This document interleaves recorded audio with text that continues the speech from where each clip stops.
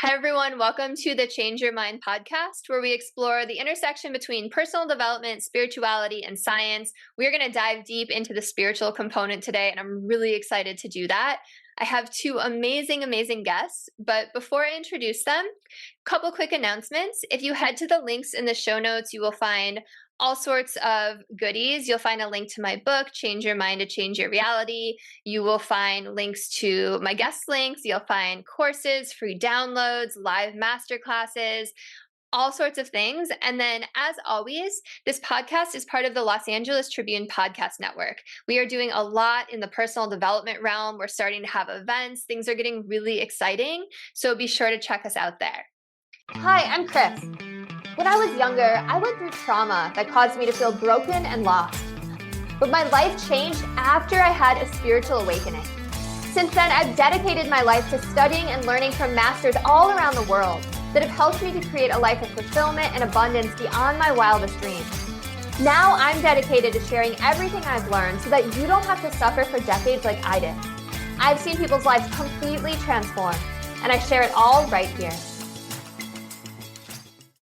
Okay, I am so excited for today's episode because I have two of the most special people on with me. I have Subhan and Shanti.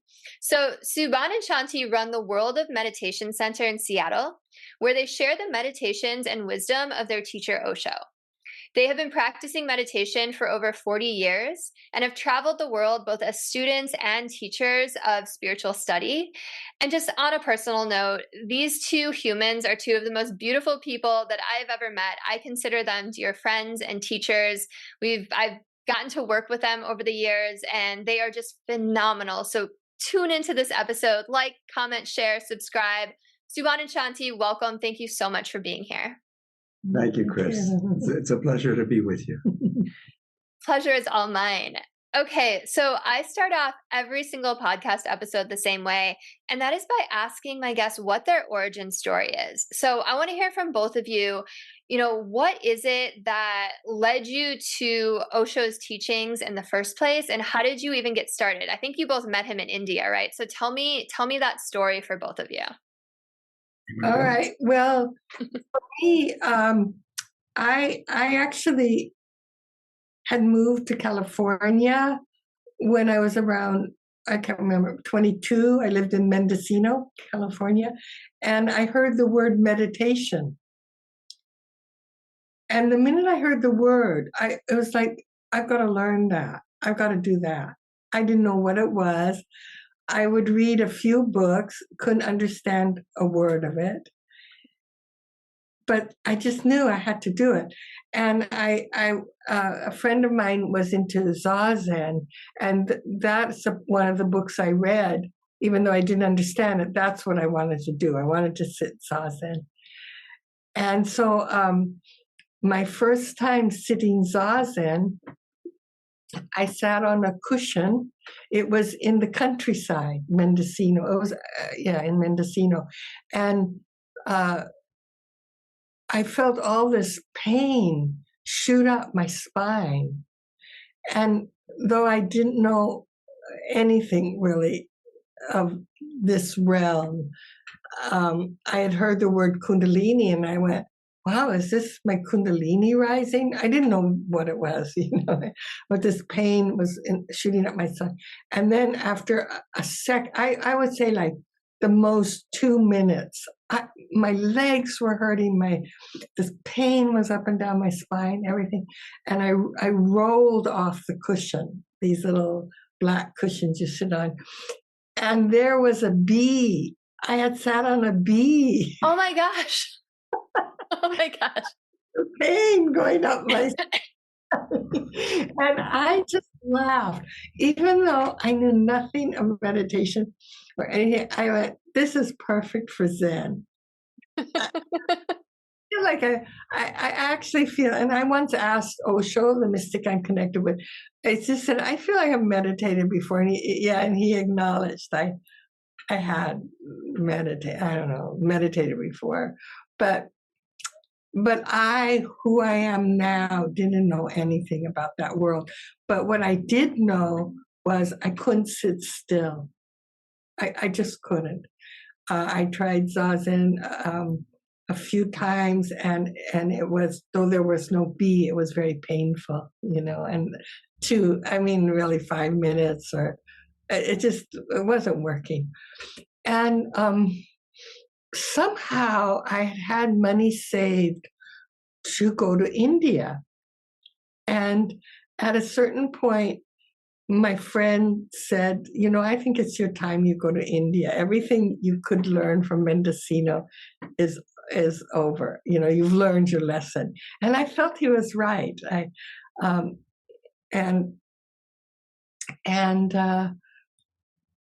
didn't really know what gurus were at all. I didn't know at all what they were. And I actually was on my way to meet a Zen master in Japan. I didn't know any Zen masters. I was just going to go to Japan and meet a Zen master. That was my journey. But I went via Europe and then India. And I always said I met my Zen master in India, because when I got into India, I was in Delhi, and I met I always say within 10 minutes, it might have been longer, but I met these two young people who were disciples of Osho. And one of them was telling me about, just mentioning how they were going to a meditation camp.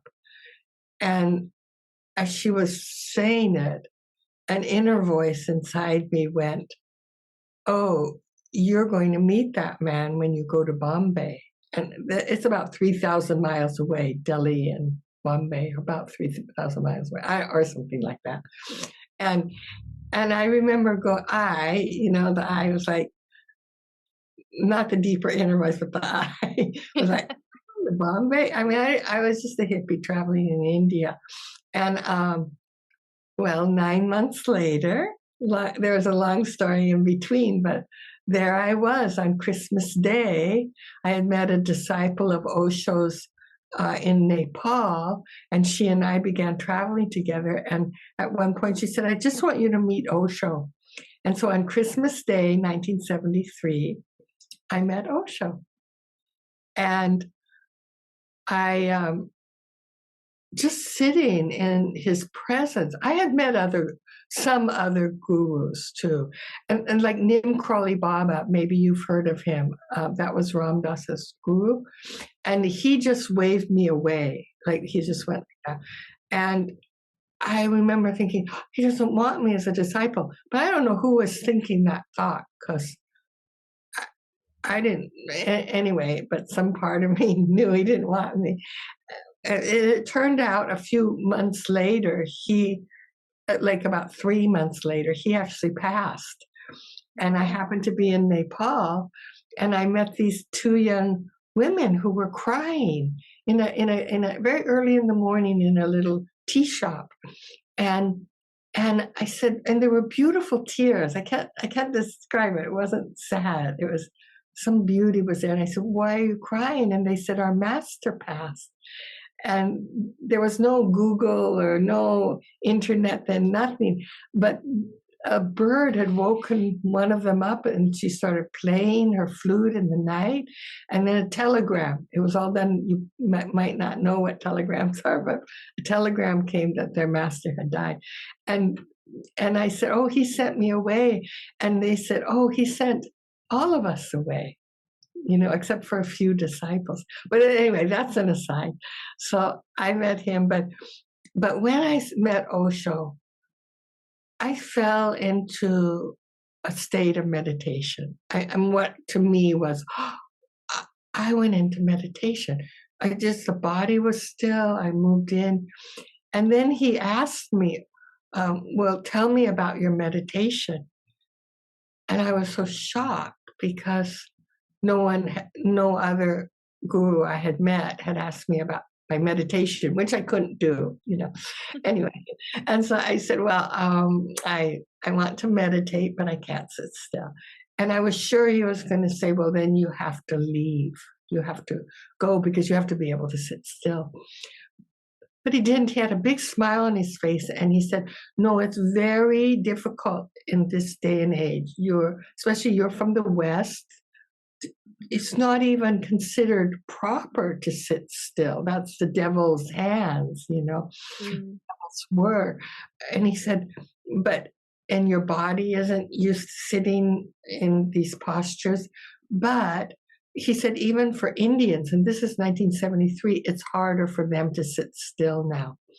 And he said, that's why he developed active meditations.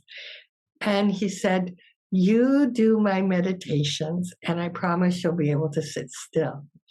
And I was so thirsty. So he gave over the years different meditations to experiment with.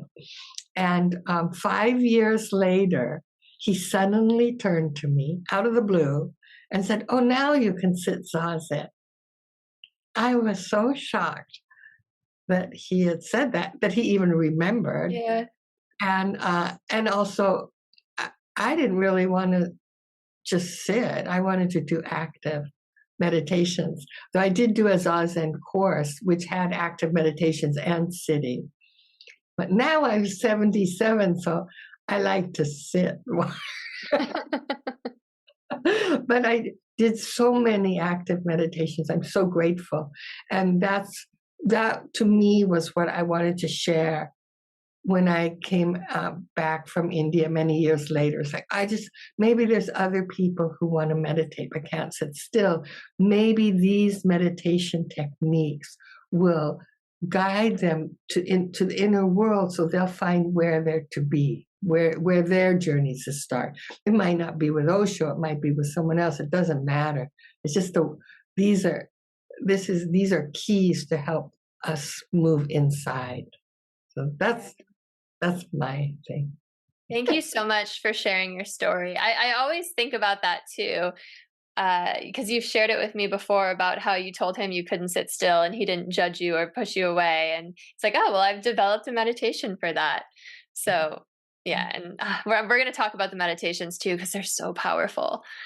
Subhan, I'd love to hear your story. Okay. Well, I was a criminal lawyer in Baltimore City.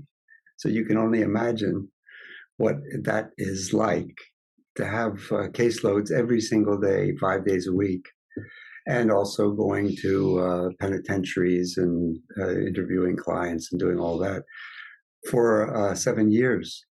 And the first couple of years, it was actually exciting, to be in court, to be a defense attorney, and I learned my lessons well about law, and I really enjoyed. And then everything started to go downhill. My relationship with my first wife also was kind of breaking apart at that time. And it just got really clear that something was awry, and I didn't know what it was. I was going to the Green Earth vegetarian restaurant. I had become a vegetarian at that time. This is back in 1979, January. And I saw a friend of mine from high school that I hadn't seen like in 14 years. And we looked at each other and we laughed and smiled and gave hugs. And then he said, how are you doing? And then I heard myself say something that I never have said before, probably never since. Do you really want to know? Mm. And he looked at me with a really sincere look on his face. And he said, yes. How are you doing?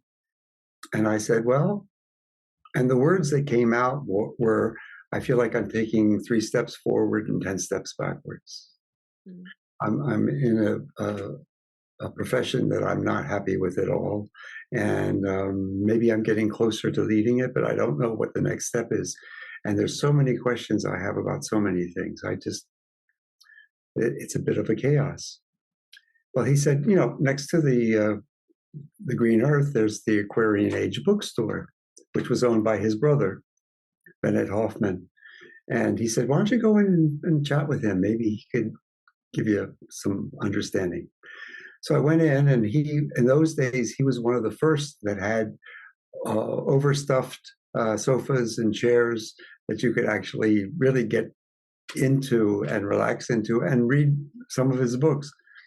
So I sat down, and he came over and introduced himself. And I heard myself say something that was very strange, but these are the words that came out. Of all the books in this store, is there one you'd recommend over all the others? He looked at me, and I can only describe that there was a twinkle in his eye, and he went like this with his finger. And he directed me over to a table that had maybe 8 or 9 books, all by Bhagwan Sri Rajneesh, which is the name that he was known as at that time. And I looked, and they all have pictures of Osho in these really strange garb. And there was a photo shoot of him with about 20 hats from all over the world. Somebody brought him a collection of hats. So they took photographs. Well, they became the pictures on these books. And boy, was that weird, just to see all these. And some part of me said, oh my God, not another guru bullshitter. Because at that time, I had been reading everything I could put my hands on. Ram Dass, Meher Baba, Krishnamurti, I don't know, I can keep on going. There were Viktor Frankl, Alan Watts, and I would feel like I was getting some kind of intellectual understanding, but no experience that could back it up, that could make it something real. Anyway, beside the fact that I said that, I picked up 3 of his books and bought them and took them home. The first book was a book that was originally published in India and then made in the US by an American firm called Only One Sky. The Indian name for it was Tantra, the Supreme Understanding, the Song of Tilopa, one of the 4 tantric masters from the Himalayas. I opened it up. I started reading it. I started laughing. I started crying. I felt that he was saying things that I always knew, but I could never put into words. These are just an attempt to put into words what was happening. Yeah. And it just hit me to the core that what he was saying. I read a little more and put the book down. Came back to it later that evening. The next thing I knew is I was reading the whole book.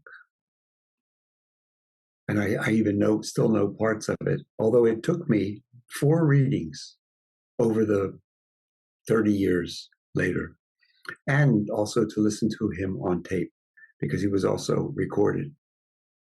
And I knew that something had to change. Something was going to change. I didn't know what it was. It was absolutely a mystery to me. Within a very short period of time, it was clear to me that I didn't want to stay practicing law anymore. I gave a 2-week notice, and I stopped law on April 1st. April Fool's Day. April Fool's Day, 1970.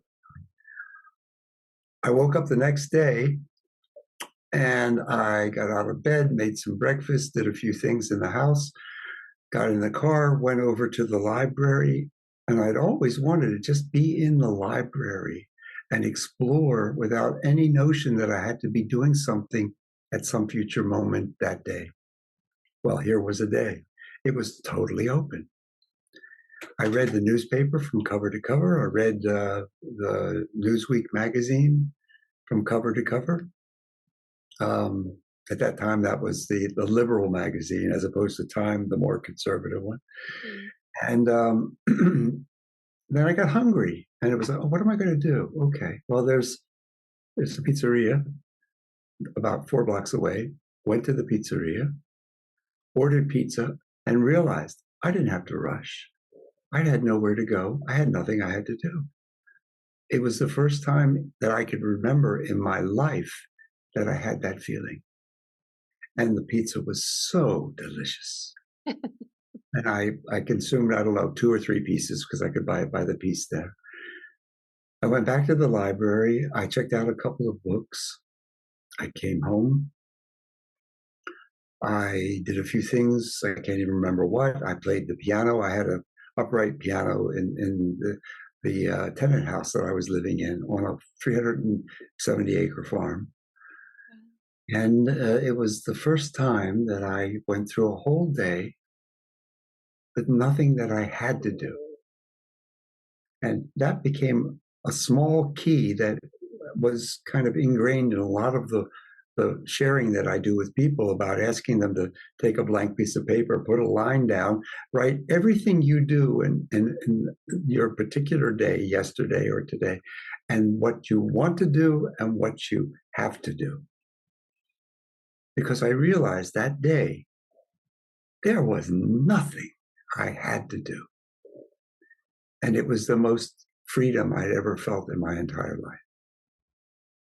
And it was the beginning of a whole new way of experiencing life and finding my way through this maze of mystery and pain and misunderstandings. But I did read in one of the books that he was in that time he had gone to Pune, India, from Bombay, and that he was available. And I just realized I've got to meet this guy. So by the time I really decided I wanted to do that, it was early June of '79. My daughter and I went to breakfast at a restaurant about 30 miles from where I lived, because we were in the country, deep in the country, in Howard County in Maryland. And I'm trying to figure out how I'm going to take care of the house. I decided, okay, I'm going to get a 3-month visa, and I'm going to go be there for 3 months, and then I'm going to come back. I'm with my daughter every other week. She's with her mom 1 week, with me in the next week. And her elementary school was right down the road from where I had lived. And I'm sitting there, and there's a table next to us, and there's 2 women talking, and one woman says to the other one, you know, I need a place to stay, not permanent, but maybe for the next, 3 to 6 months. And I'm sitting there going, is this real? And I looked at her and I said, I have a space in Howard County, about maybe 30 miles from here, that's going to be available for 3 months. Are you interested? And she said, oh, I'm definitely interested. So we made arrangements for her to come and look at the place. I got my tickets. September 27th, I was on a plane to India, feeling like I was a piece of metal being pulled by a magnet. That's the only way I can describe it. Arrived in Pune, October 2nd, 1979. I went into what is called darshan, which means to see the master, and I took sannyas from him. That's another long story, sannyas. What is sannyas? But as he was talking to me, he was this ordinary human being sitting on a chair, gesticulating with his hand and talking to me about the name that he had given me. And I'm looking, and I look into his eyes, and I'm shocked because there's nobody home. On the surface, ordinary human being speaking ordinary English, perfectly understandable, gesticulating with the hand. I'm assuming it was his left hand. That's what I remember. And there's nobody home. And I looked a little deeper, and I realized that I could go into those eyes and disappear. And for a moment, I started moving in that direction, and I got so scared that I was going to disappear that I pulled back. And then I didn't remember anything that he said, except when he was talking. My name is Prato Subhan, and he was talking about Prato, prayer. And he said, prayer is a prayer to God, but it is a silent prayer to God. No words will get you to God. That's the only thing I can remember of about 15 minutes with him and him talking to me. Later, so I stayed the 3 months, and I'm on a train going back to Bombay to get the flight back to the US. And I'm trying to find the person who made the decision to stay there for 3 months because I didn't want to leave. And there were quite a number of people who actually stayed there the whole period from 1973-4 all the way up to 1981 when he left and came to the US. But I just recognized that whoever had gone there was no longer present. And I had tremendous sadness for leaving. So I made a decision that I was going to return. It took me a year and a half before I actually was preparing to return, only to find out by a phone call from New Jersey that he had arrived in the US. So maybe that's the point where I'll stop, because you wanted to know more about Rajneeshpuram and about what happened since then. But I've been now a disciple for going on 45 years, the most extraordinary years imaginable, the most mysterious, mystical, beyond any comprehensive words to describe it. And I'm beginning to love the space where words fail. And just recently, I read a quote from Osho where he said, "Except for silence, everything else is imagination." Oh my God. And I recognized in the experiences that I had with him since the beginning, and who knows what other experiences there were before what I call the beginning, that silence is the only essential nature, and that everything else is built upon it and can distort our experience and stop us from experiencing the silence.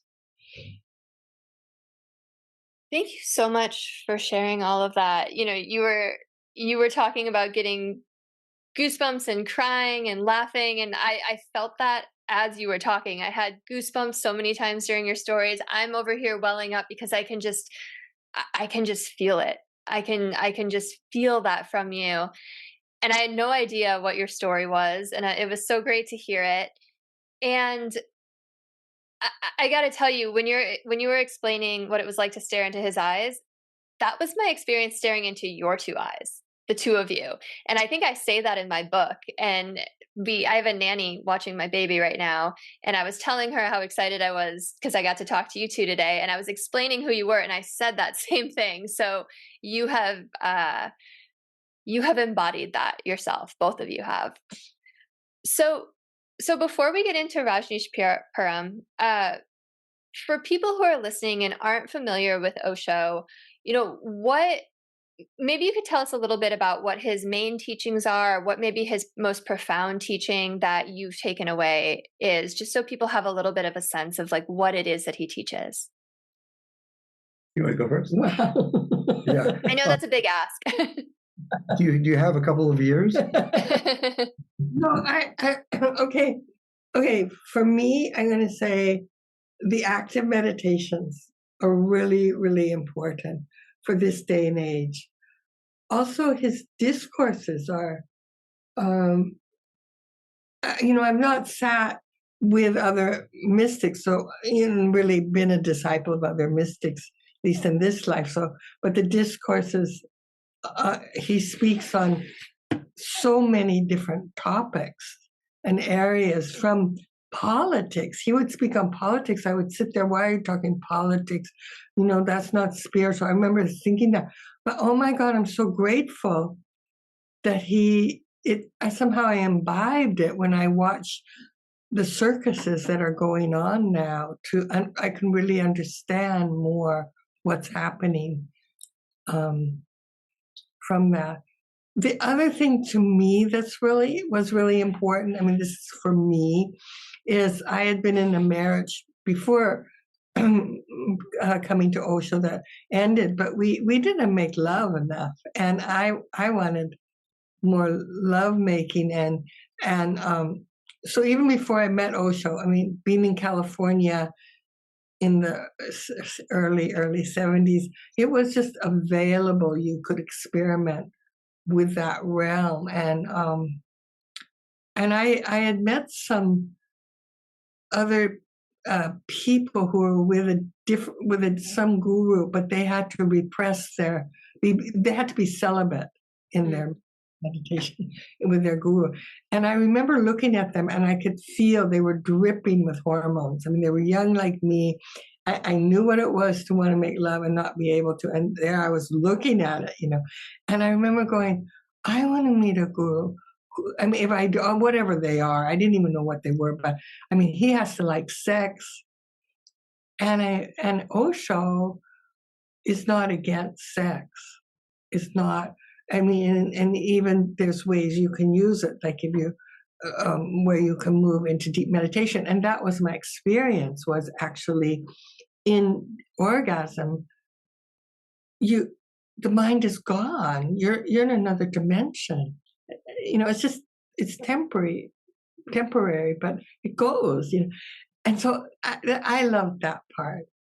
And also, he includes in his teachings a lot of dance. And I used to be a dancer. And the last time I actually danced with, I can't even think of her name, but I felt it was in California, and I felt, wow, she has such a big, Ann Halpern, I think was her name, such a big ego. My other dance teachers didn't, some of them had, but this one, I went, if I ever have another dance teacher, it has to be someone, no ego, like no ego. And then I meet Osho, and a lot of meditations have dance and movement and celebration. So he'll work with those elements of celebration, and yet at the same time, he develops meditations where we cry for 3 hours a day, 7 days a week, for 7 days, called the Mystic Rose. Yeah. So you're moving, and he'll explain the depth of the pain and pain for many lives, actually, and how we have to experience our pain. And so it's like, to me, it's like vast. The teachings are vast, like incredibly vast. And they, yeah, that's my. I love those answers. And I just have to put my own little story in. I remember before I met you two, reading this amazing book called Letting Go, The Pathway of Surrender. And it's all about how you have to release your repressed and suppressed emotions, right, to heal. And it was like, intellectually, I got that. Like, okay, yes, I understand that. But like, how do you do that? Right. And it wasn't until I met you two and did dynamic meditation, Osho's dynamic meditation, and that catharsis part, that I was finally like, okay, this is how you do it. Right. And he even explains in that book, like, emotions are layered. Like, you might be feeling anger one moment, and then underneath that is sadness, and it switches. And that's always been my experience in dynamic meditation with you two. So I just, yes, absolutely. The moving meditations are so powerful. So powerful. Subhan, do you want to just maybe tell me one or two of your favorite teachings by Osho? Or well, here's what I'm going to say. Yeah.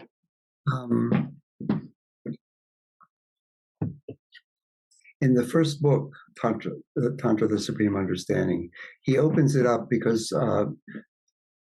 Tilopa is saying to his disciple Naropa, there were actually 4 in the lineage, and then it stopped, that it's impossible to put truth into words. But for you, Naropa, I'm going to try and do it. So that was like the first taste of a very extensive experience and understanding that came to me from Osho. And it's just simply this. There's a tremendous identification that we have with the mind, with the biocomputer. And that's because of our upbringing. That's because of the way the mind functions. It's a number of different things, but this is the reality. And along comes someone who has climbed the mountain all the way to the top and has dissociated from the mind. We call it enlightenment. We call it remembrance. We call it a number of different things. So they're in a reality, and they're in a mind body, but they're telling us that there's no more personality, that this personality has disappeared. So they're telling us a number of different things. So this was one of the keys for me in my own understanding and learning, and in what I share. how to get people who know nothing of what is beyond the mind to recognize that there is something beyond the mind. It's no thing.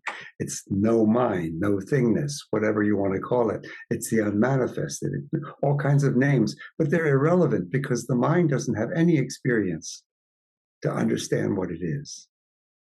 So this is the first huge, major hurdle for everyone to recognize on some level that there is something other than the mind. And the fact is that when I started to look, and Osho suggested this, to look and experience whether there's any moments where you are in a state where the mind is not so active. And I remember the first one I remembered, I was 19 years old and there was an automobile accident. I slid on ice, trying to move aside from a car that was going the other way. And next thing I know is I put my foot on the brake and the car is just sliding, not so fast, maybe 20 miles an hour, into a parked car up ahead. It took a year to get to the parked car. Yeah. The silence was deafening.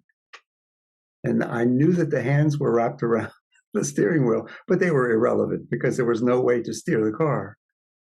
And at that moment, it took me a while to recognize what had happened, that the mind basically looked at the whole situation and says, can't figure this one out, bye, sucker, and it disappeared for what probably was 15 or 20 seconds, but what felt like an eternity.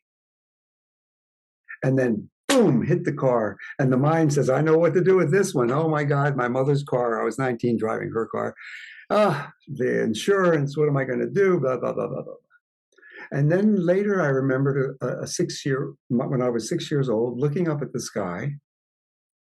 And we lived at that time in Annapolis, Maryland, which was a very small city, population 10,000, capital of the state, but very small, very, very rural in many ways. And very few lights, and I could see a billion stars. And I was lying on the ground with a friend of mine. We were both looking up. And all I could do was, wow. Wow. And that was the second time when the mind looked up at all of these stars. I mean, billions of them everywhere. The whole black sky coated with them. And the mind recognized that couldn't figure it out. Bye. Later in life, I started having other experiences that were somewhat similar to that and began to recognize that there were cracks in this container called the mind where these experiences of what was beyond the mind could filter in and did. And then Osho gave meditations, and dynamic was the one for me, that there was an experience in it, that there was something beyond the mind. There was this silence, this stillness, this peacefulness, this utter relaxation. So what I want to suggest is that Osho has been teaching again and again and again two things. Be as aware as you possibly can and watch. He talks about watching. He said it several thousand times over the years, that there is an ability for us because of that crack that I referred to, where watching is available.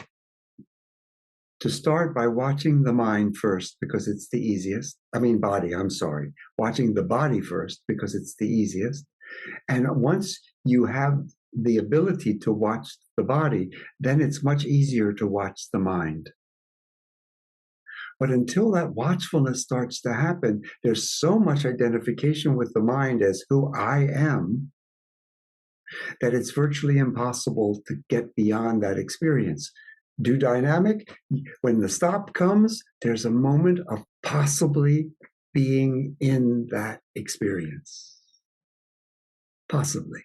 I don't even want to say that it's there. It's always there. That's what I understand and what I experience. It's always there. It's just that the mind comes in and blocks the ability to be there. That's all.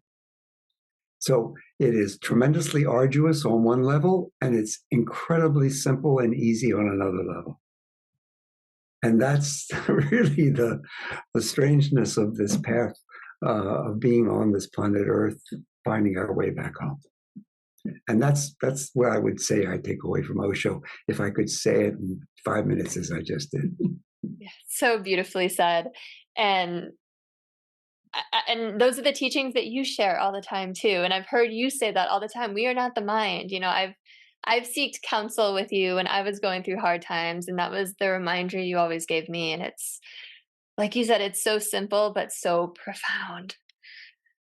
Okay, so tell me about life on the ranch. Were you the third person on the ranch? Alina told me that you were the third person. I was the third person on the ranch. Sheila and her husband Jayananda were the first two people there. When I went up, I was invited up to New Jersey, where Osho came at first. And when I got there, Sheila told me that the commune was in the process of purchasing a large piece of property in Oregon. And they wanted me, because I was a lawyer, to help them close the sale. So I flew to Oregon as literally the third person from our community on the ranch, and I closed the property with them, and we started making plans for people to come. So that's the beginning of Rajneeshpuram. So, and I had this incredible opportunity to be there alone, basically alone, yeah. And I walked through the areas where there was some kind of structures that were then there. The rest of it, size of Washington, D.C., and basically totally wild. I mean, I saw the documentary. It's amazing what you all built. Was there like an airstrip? Yes. Oh, yeah. Well, there were so many things. There were roads and airstrips and many, many trees, because there were only shrubs there at the time. And there were farmland, and there was water that was converted into lakes, a dam, and a huge dam, and a restaurant, and like actually mall. 2 restaurants, and a mall, and good Lord, lots of housing, and a hotel. and room for 5,000 people to live, and big meditation hall. And a big meditation hall that could hold 20,000 people. Wow. I can't comprehend the size of all that. So did people work then? Who was running the hotel and the restaurant and all that? Like, people had jobs? We were, yes. We all were. Did you all just kind of trade off doing everything? Well, it depended. It was really very individual. I came out there afterwards. I'd been the lawyer settling the property, and now I went back to New Jersey and stayed there for a while, and then I went back to the ranch. And the first thing that I was told was, we need lawyers. And I went, I swore I would never be a lawyer. There I was settling the property as a lawyer, because I was a member of the Maryland State Bar at the time. So I had the ability to do that. And I just looked at them and I said, if lawyers are needed, I'll be a lawyer. And what happened was that many people came and offered their services. Sometimes people were asked what they wanted to do. Many times they were told what was needed. If they wanted to come, this is what's needed. Mm-hmm. And you have that background, so we need you. And sometimes cleaners were needed. People driving bulldozers were needed. People who flew planes were needed. All kinds of different backgrounds. So yeah, we did all the work. I mean, people drove buses during the summer festival. The festival, the first World Festival. I was a bus driver.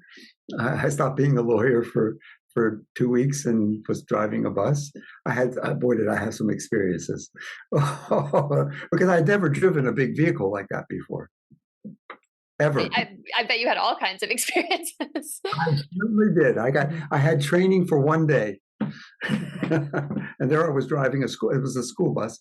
And anyway, so yeah, so we all pitched in those areas, either that we were proficient at and that we were good at and that we wanted to do, or things that were important that had to be done. And you just learned the skill. Like when I came, I had run the whole cleaning department in India. So I was asked to do that again, but I was totally burned out of doing it. So then they didn't know what to do with me. I don't know. So I just did something. And then all of a sudden I was in the bakery and I learned how to bake. And then I ended up being the manager, baking sometimes for 15,000 people. Yeah. And you just learn, like people didn't know construction and they learned it. And then now they're women, even they're running big construction companies and stuff.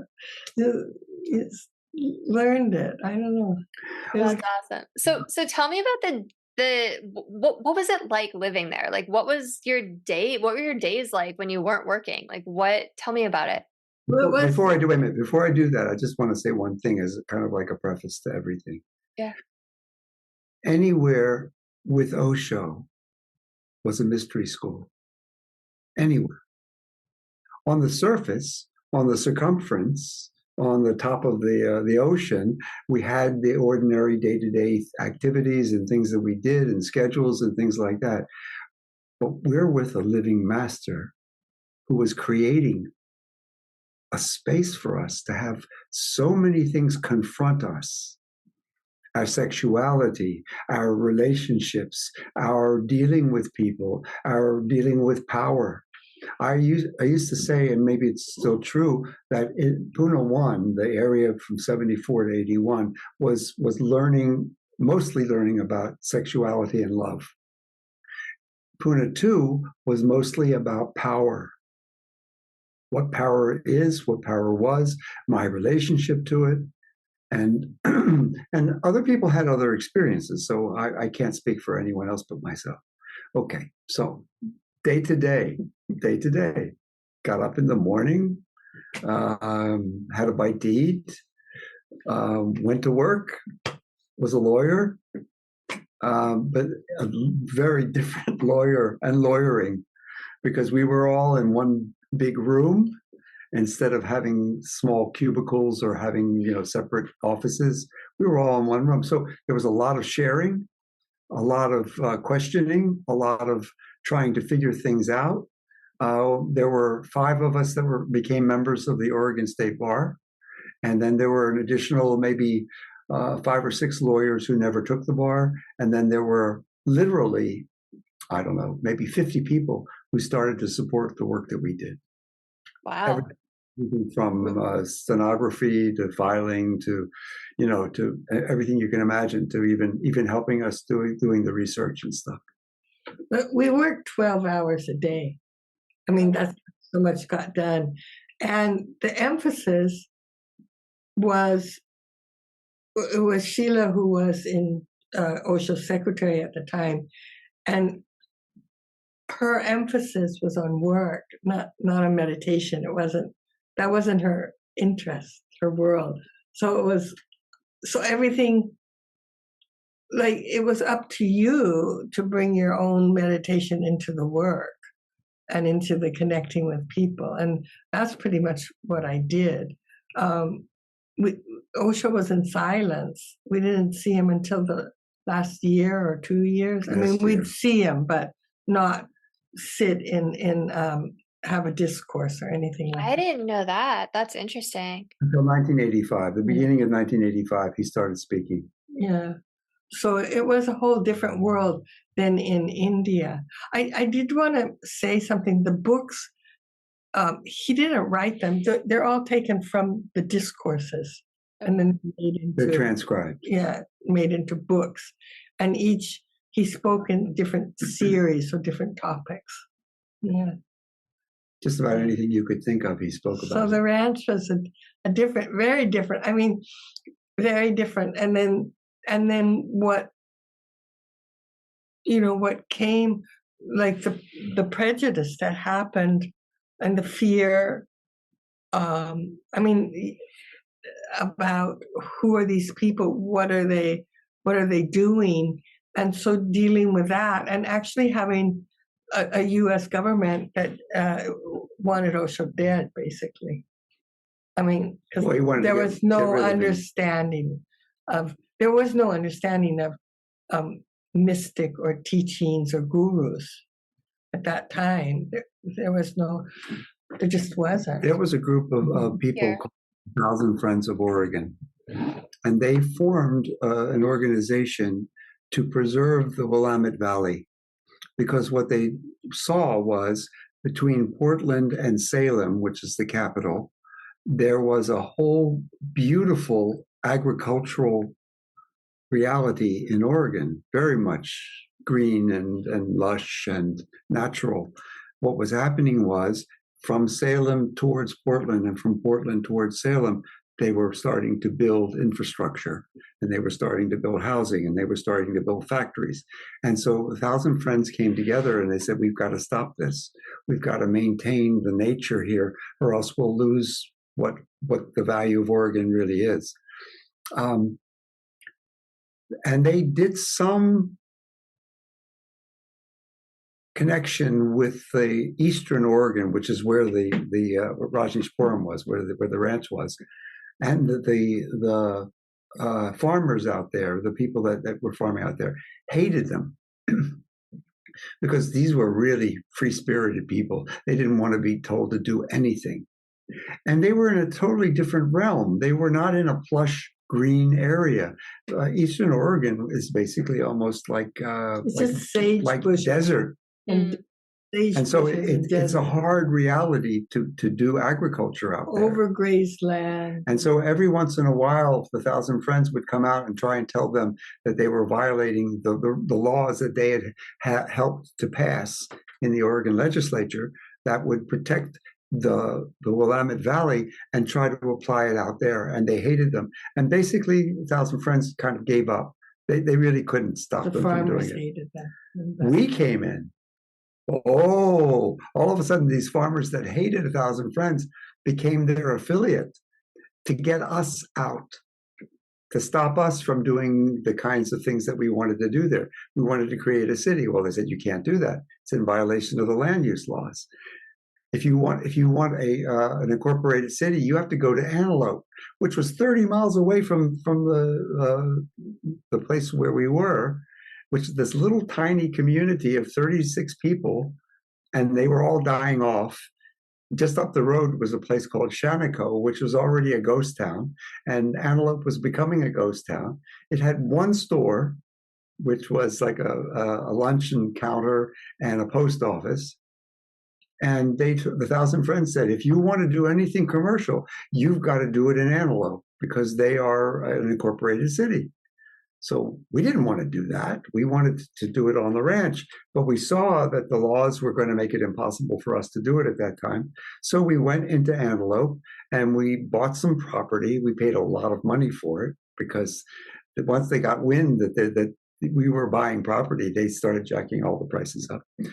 And then we went to the city council and we said to them, we want to build a book bindery here. We gave them all the plans, because we had people that were experts in all the areas of building, and we did all our P's and Q's, or our dot our I's and crossed our T's.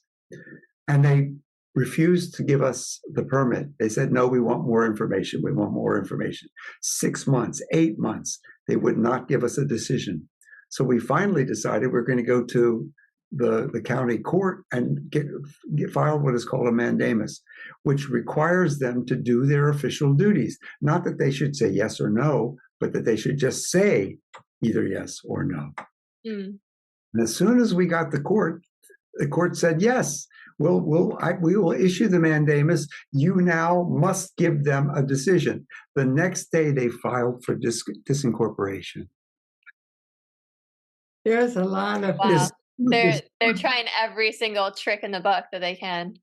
Yes. And look, I understand them too. You know, they have a certain way of life, and all of a sudden these aliens are coming in who are dancing in the street, who are laughing in the street. who, have no problem with kissing one another and hugging one another in public. How that was considered to be so dangerous and so difficult for them. Yeah. Are you two okay to stay like 15 more minutes? I know we're at 4. Sorry, I know. Okay. No. I want to keep talking to you. So, okay. So back to Osho on the ranch. So it's so funny. Like this vision that I have of it is you're sitting with Osho every night and he's doing the discourse and you're doing the meditations but from everything you described, you're just working and living on the ranch. Yeah. So what about, yeah, go ahead. The visions you have are what happened in India in the 70s and in the 80s and 90s. And 90s. And it's still happening. Yeah, like yeah. The meditations, the emphasis on meditation going in. We had something that happened every day. It was called drive-by. And what Osho would do is that he would come down from what we call B site, where he lived, and he would drive past, and we would all be standing on the side of the road to his left, and we would bring guitars and drums and singing and dancing, and he would come by, and some people would put roses on his car, and this was our being with Osho. This was the only experience that we had with him for 4 years. Yeah. And it was an amazing experience, and nobody wanted to miss it. And there came a time where because I was a lawyer, I was in the car behind him, because he used to drive at that time, early on, from the ranch all the way up to Madras, which is Madras, Oregon, not Madras, India, which is now Chennai, by the way. Mm-hmm. Anyway, so we were driving behind him just in case there was a need for a lawyer and a doctor, and there was also someone who was seated next to him. I can't remember who. Usually, someone that helped him. He would go to Madras, and then he would have a drink, and he would drink either bubbly water or he would drink Diet Coke. Diet Coke. He loved Diet Coke. And then eventually his doctor convinced him not to drink it because of the fake sweetness that was in it. So, but the thing is, I would like to share. Yeah. If you, and I do feel this is true for if you meet any awakened person, and something, you're just pulled there or drawn there, there's such an energy field around them. There just is, because most of us are using our energy in our minds. We're thinking, it's our emotions, we're caught in all of this, we're in this little world. But they've entered a world where they understand the mind, but they've been able to observe it, and it's more distant, so they're not caught in it. So there's this incredible energy field of the universe, really. I mean, they've dissolved in the universe, and they're always saying that's our potential too, to dissolve in the universe. But I just want to say, so around such a person, there's this huge energy field, and that's how people are drawn to it. For centuries, that's how people have been drawn to different mystics. Yeah. When I say that the ranch was built around power, when Osho stopped talking, and it was just a public talking, he spoke in private. He spoke to Sheila virtually every day, and he spoke to certain people periodically, to his doctor and his dentist and other people.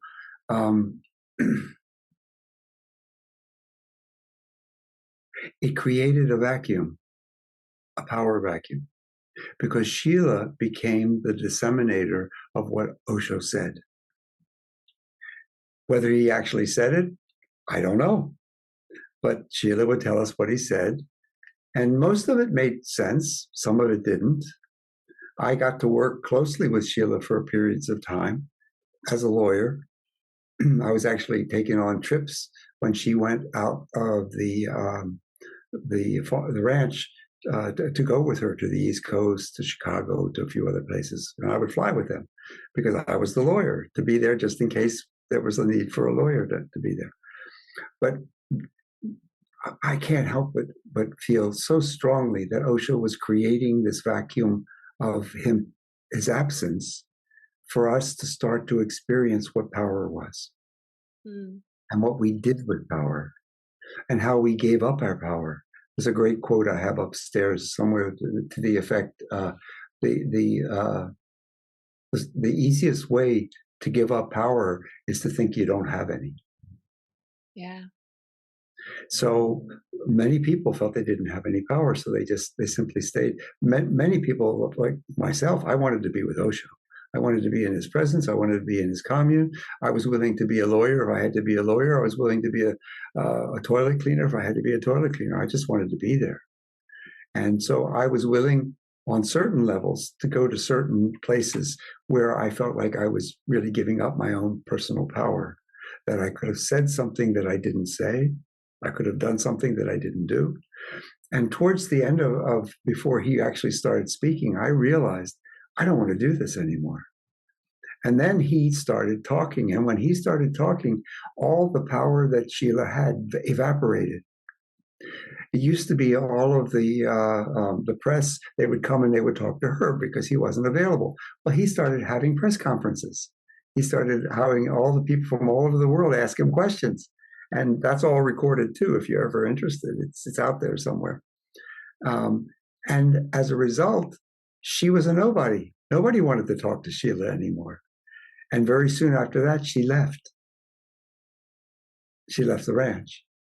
And anyway, there's many other stories to tell. But this thing about power, so that when we got to Pune, in Pune too, and there were people that were new, that were still playing power games.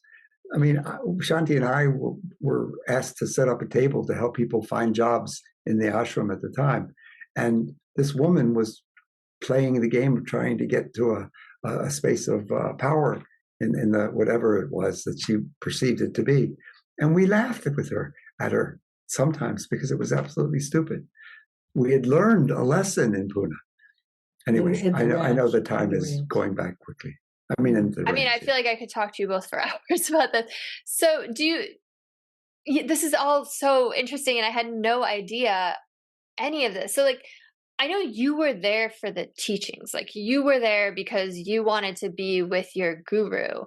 Do you feel like there were other people who maybe joined at the end who like didn't really, they wanted to be more a part of like the commune or like the party of it or whatever, like versus the people who were really there for Osho? I think that's the case all the time, from the beginning to the very end. And it's not the end yet because there's still a communal environment there. I think that each one of us came. I always love to say, take a look and see, are you doing something because you're curious or are you doing something because you're thirsty? And I use that as an analogy to wanting to come back home. I mean, some people are just curious about it because they really don't understand it. And some people want to be in a community, and some people want to have as much sex as they can have. And we're in an area where people are exploring that. It's available to them, and maybe not even because of their own energy level. So everybody comes with their individuality and where they are on their path of discovery. So there were a lot of people that came. There were people that came to Pune in 74, 75 who stayed for a short period of time and then moved into Pune itself and created little communities within there and never came back to the ashram, or only once in a blue moon came back to the ashram. So they originally were attracted there by maybe the community, by Osho, by his teachings, by whatever. I wasn't with Osho for teachings. It became so clear that I was there to be in the presence that was coming through him. I love that. Because it was a mirror for me to connect with the presence that's within this mind body. I love that. So were you aware of what was going on with Sheila in the town? You were the lawyer, right? Like, did you know all of that, like all the drama that was happening? I knew. Did Osho know all that drama was happening? Well, I can't speak for Osho because I don't know what Sheila told him. Sure. But I'm assuming that because of his understanding and the vastness of his experiential reality, that he was probably aware of a lot of things. What he wasn't aware of, I don't know. People play the game of what did he know? When did he know it? What was his responsibility in it? But I can really speak that I did not take responsibility for myself in the beginning because I just wanted to be there with him. And it was only later that I started recognizing that what Osho was showing me was my own will to power, my own desire to have power, to have it over certain people, to be able to do things I wanted to do, and how to use that in the politics of relationship. I saw all of that. Repeat again, what was the exact question? Because I kind of lost the I think you answered it. I mean, I was asking if you were aware of what Sheila was doing and what Osho was, but Yeah. No, I was aware of what Sheila was doing. A lot of people weren't. I worked in. You were or weren't? We're not. I worked in Sheila's house at the end. I didn't know anything that was going on. I could tell you stories, billions of stories. I didn't know anything. When she left, it was like, oh my God. We opened up a room which we could no longer access. We were cleaning and cooking and taking care of the place. But that room we couldn't go in. It was where they were bugging Osho's house. They had wiretapping. And I mean, there's just so many. It's like an incredible story. But that's not really what's important. No. To me, what's important are the teachings and the depth of when you're with a master, how you can move inside if you're drawn to that. That's for me, like when you say that, when he speaks, everything in me just goes silent and my heart's pounding and I enter into this other world, and also when you're with a master, their teachings are breaking up your belief system. So often it's uncomfortable to hear what's being said. I mean, because it's uncomfortable. It's things you've always believed in that were given, that you were conditioned in. And so it's a very different world. It's a whole different world, the master-disciple world. And each of us was coming from where we were, which was an unconscious reality as well. A little bit, maybe a little spark of awareness was there for us from the meditation. Yeah, I wanted to say another thing is, which I think is really cool, is this is my understanding, but I heard Osho say, he didn't interfere with us. If we had a power trip to live out, he didn't interfere, because that was part of that person's journey to live out this power dictatorship. I mean, in a way, I feel like with Trump, that's part of his journey right now, to live this out, to suddenly maybe go in shock. What am I doing? But that's his journey. And that was Osho. He did not interfere. There were really not many rules. I mean, you were there to discover all of the beauty within you and all of the toxins within you. And the only real rules were the rules created by Sheila and by the people that worked for her. And there were rules. They made all kinds of rules about how we were supposed to be and not be and whatever. But it was all part of a learning. And the grace of Osho's presence, I feel, gave us the possibility that we could really learn from what was happening. There were people that came that saw what Sheila was doing and left because they saw that she was on a power trip and they were not willing to do that. They loved Osho. Then there's all kinds of people that stopped loving Osho and left. There are people that loved Osho and realized that they were not going to stay because of Sheila. And then later they came back to Pune too.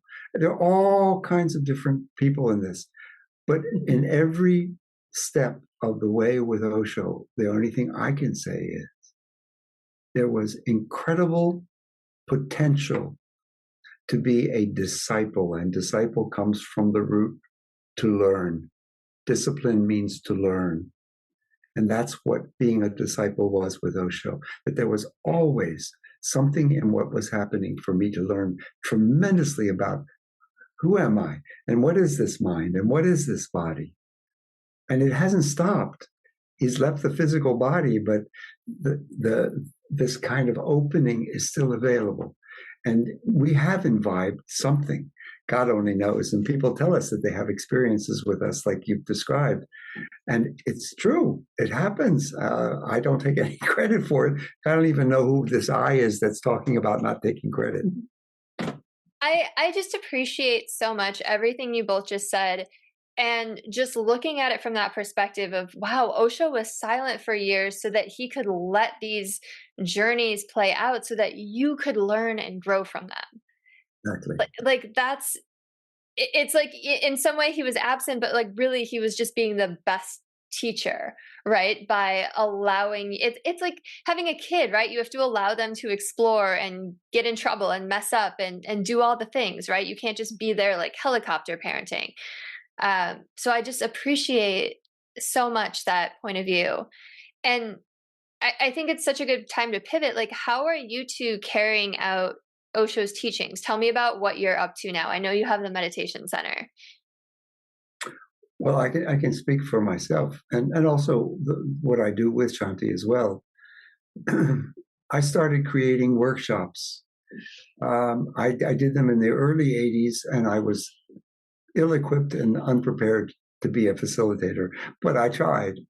And boy, did I have lessons to learn about what I was doing, and projections on people and all kinds of things, and judgments and everything that the mind does. In 1988, I started doing something called Finding the Work You Love, Finding the Life You Love. And I started doing it in India, and I started doing it all over the world. And I've continued. Actually, that we had one about 2 months ago, doing this workshop. And then from there, I started creating workshops around the issues that I saw that were significant for me, and that in my practice as a counselor, I saw in other people the same thing. One of the keys was worthiness. What is worthiness? And how do we lose it?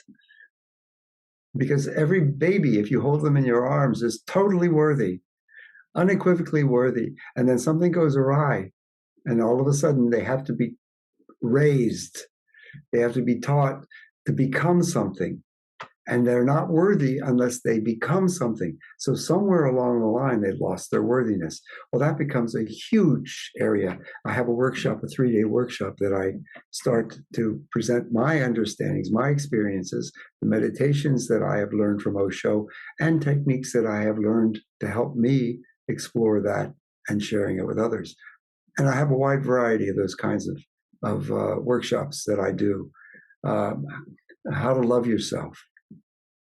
It's called How Can I Really Love Myself? Another one that we did fairly recently was called, and the workshop begins right now as I say this to you. What owns you? And you let that one sink in. And then you can even sit down and start writing a list of what owns you. And that became a wonderful meditative process for people. I started going to Mexico, and I did, at one point I was doing 4 to 6 meditation or retreats a year there. Now I'm doing 1 or 2 after COVID. And are you still doing dynamic meditation online for people if they want to join? Or has that stopped? Okay. On Saturday online. So this is one, I mean, for me, when I still, my whole interest is to share the meditations with anybody. That's what I want to do. And so we have dynamic meditation every Saturday morning at 10, but it's online. And I show people how you can do it even in your apartment where you can't make noise, how you can do it so it's effective. It's the one meditation I don't really want anymore in our center because the possibility of so many germs being spread. Oh, yeah, that makes sense.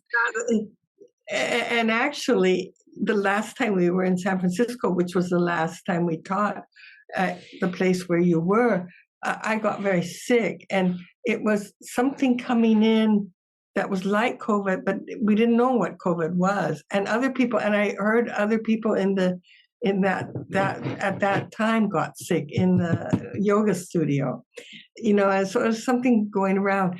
So I'm careful that way. That's one meditation we only do online now, but it's a great. I do want to say to people, our website is in transition, and so sometimes you might go to it and it might be down or there's sections missing. It's being worked on in a very Indian way, very we just, it's actually Pakistani. and we have a new webmaster, and so sometimes it might be down, but most of the times a lot of times it's up and running, and I don't know how long this will take, but it is happening. And we have dynamic and other active meditations. I would invite online. Anybody who is interested in the work that we're doing to connect with us. If you have a space where you have workshops, whether it's in San Francisco or whether it's wherever it is, I would be certainly interested if you would like us to come and do a workshop there, to talk to you about doing that. We've done it. God, we've done it everywhere in the U.S. and in Mexico, probably 8 or 9 cities. I've done workshops there, and in Europe, and in Asia too, for that matter. But since COVID, everything's less. Everything is settled. So you can write Subhan at worldofmeditation.com, and I would be glad to give you any information that you're interested in. You can connect with us on our website. We are on Instagram. Shanti's not really. She's the one.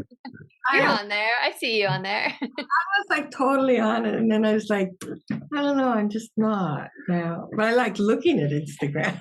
I do write 3 or 4 times a week on Facebook, and I think it's called Subhan's Place on Facebook. But you can look for Subhan Shankar, and you'll find it. There's a real history of things that I've written. We're on Facebook, and World of Meditation is on Facebook.